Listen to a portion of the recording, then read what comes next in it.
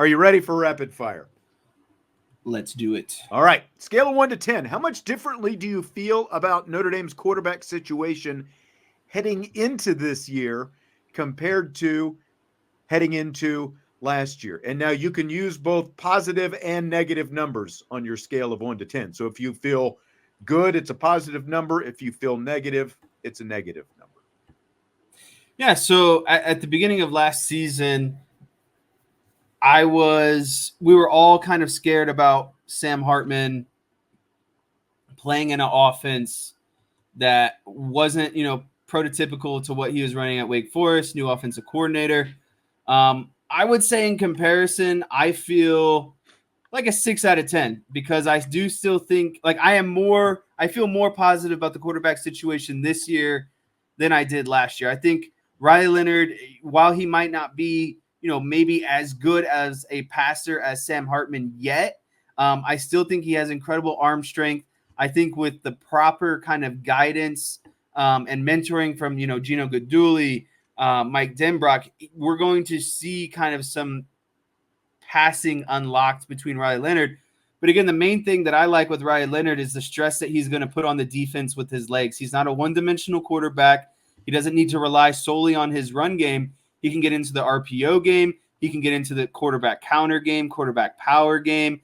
I just think that he provides another dimension to this offense where, again, you don't have to rely solely on the pass. And if the pass isn't working, things aren't ultimately going well. So that's why I have to say I'm more positive about the quarterback situation this year. And cherry on top, again, we can't forget that Riley Leonard was on a lot of people's big boards, before some of the injuries happened. Sam Hartman, not on a lot of people's big boards. So that's why I would say I'm more confident this season. See, when I did this, what I was trying to do was put myself like, how did I actually feel a year ago? Obviously not knowing, a year ago that there was going to be Mike Denbrock and Riley Leonard here. You know what I'm saying? So it's like not trying to take myself out of knowing what the result of last year ended up being. How did I actually feel going in? So that's kind of where I'm putting it. Now, I do think you can separate it since we do have hindsight,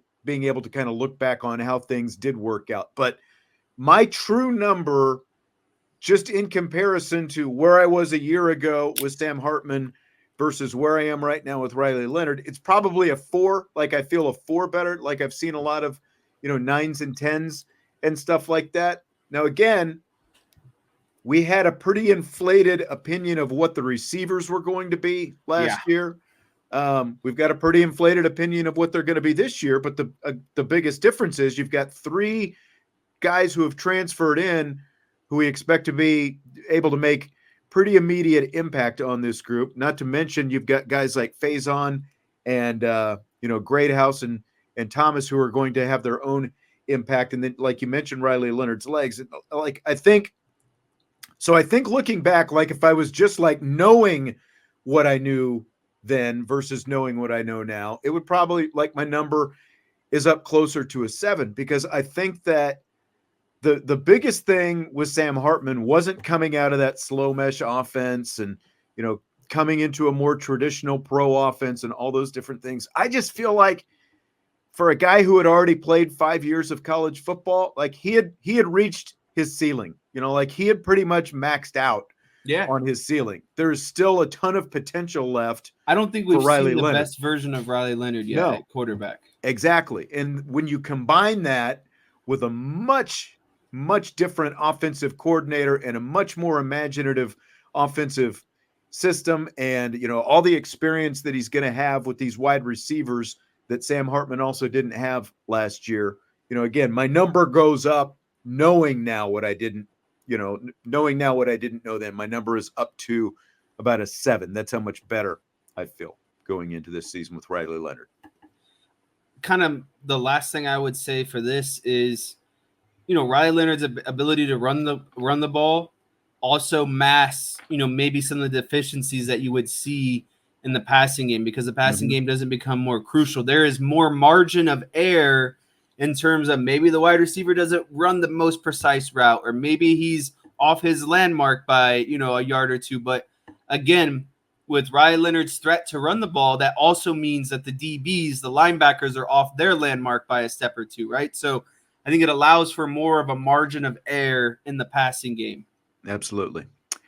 Desmond Howard said today on ESPN that if Notre Dame beats Texas A&M this week, you can write them in ink to be in the college football playoff. Do you buy or sell that? I buy that 100%, and I'm glad that Desmond Howard finally uttered some nice words about Notre Dame. But, I think at the national level, everyone's just writing off this schedule for Notre Dame.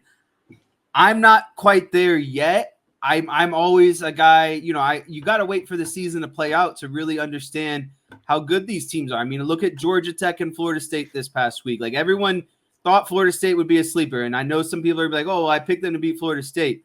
Not a lot of people did. And Florida State was a lot better on paper. But what happened? Georgia Tech won. That's what you have to see. Some of these teams, like Louisville of last year, no one thought Louisville was going to be that great, right? Like maybe a person or two. But when you look at this schedule on paper, there's 3 games, in my opinion, that are super influential. Texas A&M, Florida State, USC. If Notre Dame wins against Texas A&M, I believe their bottom floor should only be 1 loss after that. And an 11-1 team, Notre Dame team, is getting into the playoffs no matter what. We know an undefeated team is getting in. I think if you go 10-2 somehow, that's where you're kind of 50-50 on whether or not Notre Dame is going to make it. But one of those 2 losses, I think, would come against Texas A&M. So if you take care of Texas A&M, I really only see a 1-loss team after that, at worst. I think so as well. Like, is Georgia Tech going to be better than we thought? I know a lot of people think Georgia Tech is going to be, as I said yesterday, I've been saying all along, don't overlook Georgia Tech. Like they were going to be better, Haynes King and the whole thing. But also, as I said yesterday, you're not just going to be able to play this, run control the clock running offense against Notre Dame. Haynes King, to beat Notre Dame, is going to have to make some throws. So, I mean, it'll still be, I think, a pretty well contested game, but I still think that Notre Dame has the edge in that game. But I think you're absolutely right. Like, you beat Texas A&M, the rest of your schedule absolutely lays out that worst case scenario, you've got 1 loss and you should make it in. But the other question mark is, a big question, I should say, a big question Marcus Freeman has to answer this season is, are these inexplicable losses, inexplicable performances a thing of the past? You had Marshall and Stanford in year 1. They got better as the season went on. It upped our expectations going into last year, but then you had Louisville and Clemson. Now, the common denominator is they're both on the road, and the toughest parts of your schedule, with the exception of USC, are either going to be in a neutral site, Georgia Tech, or home games, Louisville and Florida State, depending on what those teams end up being. But are they past the inexplicable losses? I think that's the biggest thing left for Marcus Freeman to prove in year 3. Can he have a team that's going to be favored to win most of the games that they play this season? Really, probably all but this opener. They're going to be favored the rest of the season. Can they win all those games? Can they handle their business week in and week out? I think that's the biggest thing that he has to answer this year. But I do think that Notre Dame will be in the playoff if they win this game. Fill in the blank. It's blank that Paul Finebaum said today that he thinks Notre Dame will lose to the Aggies because of the A&M home field advantage and because Mike Elko has the upper hand because he knows Riley Leonard's shortcomings. It's on brand. It's typical that Paul Finebaum says this, because what does he do? He hypes up the SEC and he finds ways to belittle or cut down Notre Dame at the end of the day, right? I get there is some legitimacy to what he's saying, but Riley Leonard is the more experienced quarterback, and you could flip the coin and say, Riley Leonard has a good idea of the Mike Elko defense. He understands what they're trying to accomplish. I'm sure him and Mike Denbrock have talked about some of this stuff before. Is the home field going to play into it? Sure, but it's not going to play into it if Notre Dame comes out and kicks them in the throat and gets up 14-0, right? Like, you got to stun the crowd, take control, and be the team that's going to, basically, take charge of this thing, right? Like, there's no doubt that it's going to be a tough environment to play in. But I think Notre Dame has a better coaching staff. I think Notre Dame has more experience amongst their group of guys together. And I think they ultimately have more talent on the offensive and defensive side of the ball. It's just a matter if it can come together and they can play under composure. You can't tell me that the Texas A&M defense is going to be better than Notre Dame's and Al Golden's. And flip side, you could say Leonard and Wegman, worst case scenario, or a wash. But I'll take what Notre Dame has at the wide receiver, running back, and tight end room over whatever else Texas A&M has offensively. It's a very SEC myopic statement by Paul Finebaum, which is obviously not very surprising because he thinks that the SEC runs the world. Did home field advantage do anything for Texas A&M a couple of years ago when Appalachian State went in there and beat right. Texas A&M? No, and I mean that was only a couple of years ago. That hasn't been that long, and they're just as much talent in that on that roster at Texas A&M as there is right now. So it didn't do A&M any, favors in that game. And in terms of, like the Elko advantage and all this stuff, look, he can know Riley Leonard's tendencies and he can design some things that he thinks will counter whatever Riley Leonard is going to do. But Mike Elko can't go out there on the field, well, he's still a first-year coach who's trying to go up against a former player. Riley Leonard is still going to make plays. Like Mike Elko is not going to stop everything just because there's some familiarity there. The biggest difference in that, and I neglected to or kind of failed to say this as well, is there's a difference between Riley Leonard and whoever was the offensive coordinator at Duke last year and Riley Leonard and a Mike Denbrock offense. No one has seen that yet. No one knows what a Mike Denbrock offense designed around Riley Leonard and his skills looks like. So, again, until that's actually out there on full display, you can't tell me that Mike Elko knows exactly how Riley Leonard is going to be schemed, in this offense by Mike Denbrock. It's not going to look the same for whatever the Duke offensive coordinator was doing. No, that's a great point. And even though Mike Elko coached against Notre Dame last year, he coached against Sam Hartman and a completely different offensive coordinator. And that's what I was saying earlier, a completely different set of personnel this year. I mean, right down to the offensive line. I mean, there's not going to be an offensive lineman starting for Notre Dame Saturday night that started against Duke at Duke when Mike Elko was the head coach there last year. And like you said, he's not gone up against Mike Denbrock, even though LSU and A&M are obviously now. Well, no, he wouldn't have even gone against Mike Denbrock when he was the defensive coordinator there before because Denbrock was still at Cincinnati. So completely different set of circumstances. And I don't think there's any real advantage one way or the other. And again, I think maybe there's even more advantage because you can pick RJ Oben's brain a little bit just in terms, Notre Dame defensive end who also transferred from Duke, pick his brain a little bit about Mike Elko's defense. And I don't think that's a huge advantage, but I think that there is some advantage to that.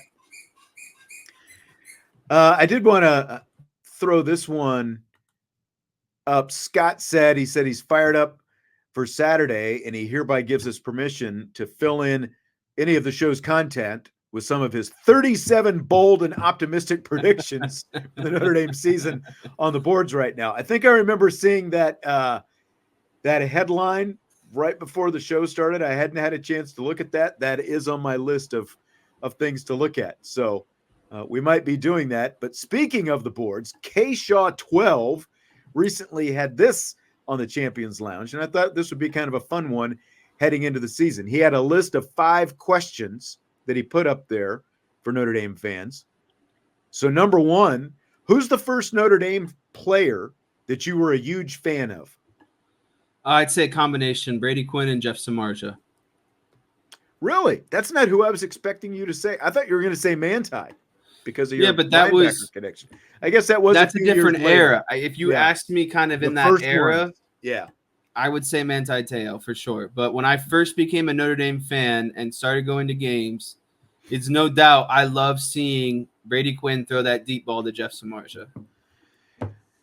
Yep, you were probably king of the Samardzija fan club. I had a jersey. I had a Samardzija jersey. Yeah, between like football and going to all the Notre Dame baseball games and all that kind of stuff, that's true. I didn't think about that. I didn't think that far back for you. Mine's Rocket Ismail and Chris Zorich, both together on that 1988 team. Rocket basically the most electrifying athlete ever to suit up for Notre Dame, and I just love Chris Zorich. Like a little bit undersized, but just chewing up the interior.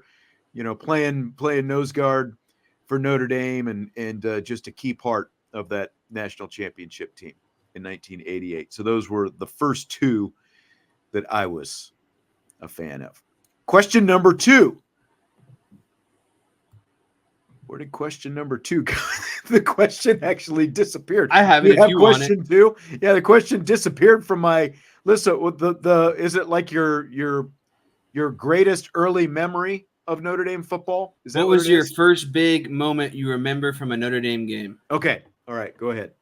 I would say the Bush push is up there. And then, I always go back to this play, and I know it wasn't crazy, but Jeff Samardzija catching that pass against UCLA in the 2-minute drive to go on and win the game.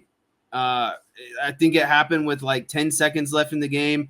Notre Dame was getting outplayed. UCLA was definitely the underdog, and I just remember sitting in the stands so mad and so sad because I was like, they're going to ruin this season to a team like UCLA, and somehow they whip off that drive. Jeff Samardzija breaks a tackle, and he goes in to win the game and score a touchdown. Yep, that's absolutely right. Christopher Hardy says Catholics versus convicts, and that's where I'm going with mine. Now, this wasn't in person. And like this question didn't specify that it had to be in person. My most distinct, like big memory is Pat Terrell's pass breakup on the 2-point try against Miami at the end of the game to seal the win for Notre Dame in the Catholics versus convicts as they went on to win the 1988 national championship. Obviously, like those weren't my first like that season was not like the first thing I remember of Notre Dame football because I was a little bit older at that point. But basically, most of the 80s up until that point were very forgettable, and not nearly as many like actual memories in the moment during the 70s when I was younger watching Notre Dame football. Like I was very anti Joe Montana for a long time, if that tells you anything, because I remembered him more for who he was as a 49er than a Notre Dame quarterback. Who is your most underappreciated Notre Dame player of all time?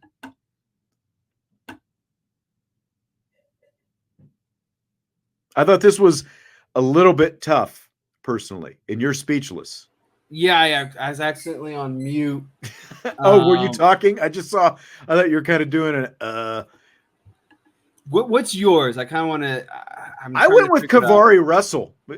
I think underappreciated is hard, but I went with Kavari Russell because this was a converted high school running back who came in and started at cornerback as a freshman, and as a result, not all because of him, but if he doesn't play to the level that he played at, they don't end up going undefeated in the 2012 season and getting to the BCS championship game. But he was a freshman as a converted high school running back playing cornerback that season. So I went with Russell. I really don't know. I wanted to say like Golden Tate because of he was an undersized wide receiver. He ended up going on to the NFL, but I don't think people realize in the moment, like how good of a like wide receiver he was. Like, yeah, he was good, but I don't think that they've had a Golden Tate, since then. But I don't really like my answer To be honest with you, I just had to put someone out there. I feel like he's pretty appreciated personally, but like I said, I think the underappreciated are harder ones. What one single play would you change from a past Notre Dame game? I would have to go back to the Bush push game. I think that was, Notre Dame, had they won that game, it potentially goes on, Brady Quinn, Charlie Weiss are going to play for a national championship. So you can't really say that Notre Dame, like in the playoff appearances, against Alabama in the championship, they got crushed. They didn't really bode well against Clemson or Alabama. Like, you can't boil that down to say like one play kind of changed the outcome of the game. I think you could, because my play is that same game. I'm going the Matt Leinart to Dwayne Jarrett pass.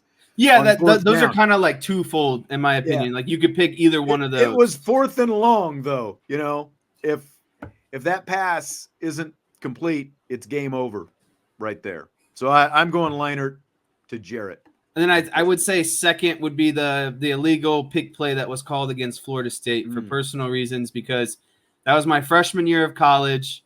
We were at a house party all watching this game together. I was like the singular Notre Dame fan in the room, and everyone knew it. And when Notre Dame got that playoff, the entire room went dead silent, and I freaking, went nuts. And then the play gets called back, and then everyone's looking at me like, oh, that, like, it's easy to make fun of the guy that literally just went nuts, because his team did something good. Uh-huh. And I think another one would be the last year against Ohio State, not handing the ball off to Estime on 2nd or 3rd down, and the ball that went through the defensive back's hands. DJ Brown's hands. I think those are also up there. That's still a much tougher play than the still photo makes that look on the oh yeah, that's it. I think the photo makes it look like it's supposed to be this easy interception. If that's Kyle Hamilton, it's easy, but it's not. It's DJ Brown. There's a few, and like you look at that photo, and his fingertips are barely touching that ball, and he is reaching up. Obviously, you intercept that pass, and it's game over. But still not an easy play by any means, even though the photo makes it look easy. Final question. Your Mount Rushmore of Notre Dame football. Who's on it? Ooh. I'll give you mine real quick. Newt Rockne, Joe Montana, Ara Parsegan, Rocket Ismail. That's my 4. Brady Quinn, Manti Te'o, Jeff Samardzija, and I feel like I got to go with someone more. So you're going recent? Like all guys who are not 40 yet, basically, or right around 40. Is that? Well, I'm going in my era too. I don't like to pick players that I didn't personally get to watch and kind of come up with and watch and stuff like that. Like, I could say Joe Montana, but I never saw him play quarterback for Notre Dame, right? If I had to go with one more after that, I honestly. I'm trying to think of someone. Oh, I know who I would say. I would say either Stephon Tuitt or I can't think of his name. He actually ended up passing away. Lewis Nix would also be up there for me as well. I think Golden Tate could be up there. That's kind of like my group, I would say. Interesting, very recent group that Jesse has on the Mount Rushmore of Notre Dame football, as if nothing happened before the year 2000. Basically. Yeah. Okay. Still a good list. That's a very Vince-like list, to be quite honest. Like, I feel Vince would cop out with a list like that. I don't want to think too far back. We can make fun of Vince because he's not going to be in until the end of the week now. So. All right, the NCAA, good answers, by the way, for the most part, till that last one. NCAA is giving serious consideration to eliminating the spring transfer portal and only having a December transfer portal window for college football. The portal would last 30 days in the winter. It would go into effect this year if they approve it. A subcommittee just passed it, and so they're looking at it. This year's window would open on December 9th, and it would close on January 7th. So do you buy or sell one portal window? I buy it, and I don't have a lot of rationale to back it, but I think that here's what I think. With the current state of NIL and the transfer portal, I think that there's nothing wrong to kind of holding these guys to a commitment of at least a year, right? Like I don't like the idea of because basically you have the second window for maybe guys at the end of because the second one is like at the end of the spring, right? So you basically go through spring ball and a guy's like, I kind of down the depth chart a little bit, and he wants to leave. I think that you've made your commitment, and I think that you basically should kind of have to honor it for that full year. I don't think you should just be able to kind of get out of it in the middle of the year. Yeah, in the middle of the year. And I like there's still to me something to, fighting your way up through a depth chart. Like I think that should motivate you and kind of, inspire you to kind of work harder because you're not necessarily seeing the immediate results that you want. And again, I don't know the implications of maybe, the recruiting and, the ins and out of the different aspects of it. But to me, I don't understand why there is multiple windows. So I think once you should make your decision, you should be set in that decision and kind of go through a full year before being able to decide, you know what, I think I'm going to transfer out now. Yeah. So like Stymie and somebody else just said, Anthony basically saying the same thing, move the December back until after the playoffs if they have only one. The problem with that is the spring semester starts in the middle of January. So if the playoffs aren't going to be done until around that time. So you can't open the transfer portal in the middle of January because shocker, there's actually going to class. That's part of the deal when it comes to college football, because I've seen some other people kind of say this as well. Like you've got to have that. You've either got to do it one of two ways. You've either got to do it like they're going to do it in December and early January before the spring semester starts, or you do it all at the end of the spring. But obviously what that prohibits is guys getting on campus, getting with their new team, being able to go through spring practice with their new team and stuff like that. I hesitantly buy it.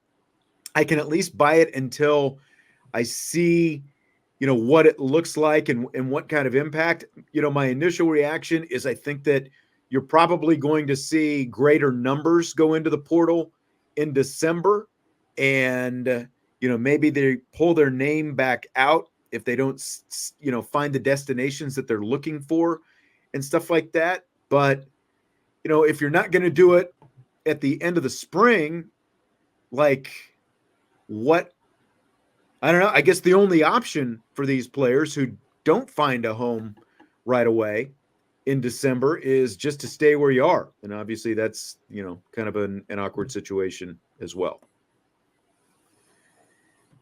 I'm not completely opposed to the one window though, but I do still see some benefit to having the spring window, because then guys get to, you get to practice in the spring. You get to find out where you stand on the team. If things aren't where they need to be, then you enter the portal at that point. So maybe I'm selling, because I feel like you still need the spring portal. I think that like some people get anxious and you feel like, oh, we're going to lose more guys at the end of spring. And everybody thought that this year, and they didn't lose nearly as many as they thought they were going to, other than the punter. But I feel like you need to have that at the end of spring so that guys can kind of, find out where they are, like in the depth chart and that kind of thing in the spring, and then enter the portal if that's what they ultimately want to do. All right, Jess, we will end it with that. A lot of great stuff that we had tonight. Carter Carls, appreciated his input early in the show. Great whiteboard breakdowns from you, Jesse, as we get ready for this opener 4 days from now, Notre Dame and Texas A&M.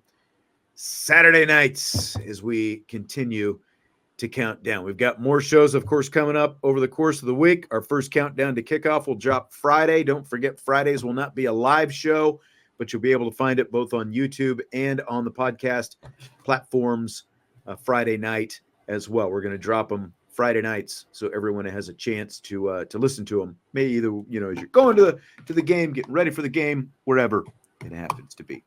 Jesse, I will talk to you later. Thanks to everybody for being here. Don't forget to hit that like button before you leave. We do appreciate it, and it helps us out greatly. And we will talk to you tomorrow on Ivy Nation Sports Talk.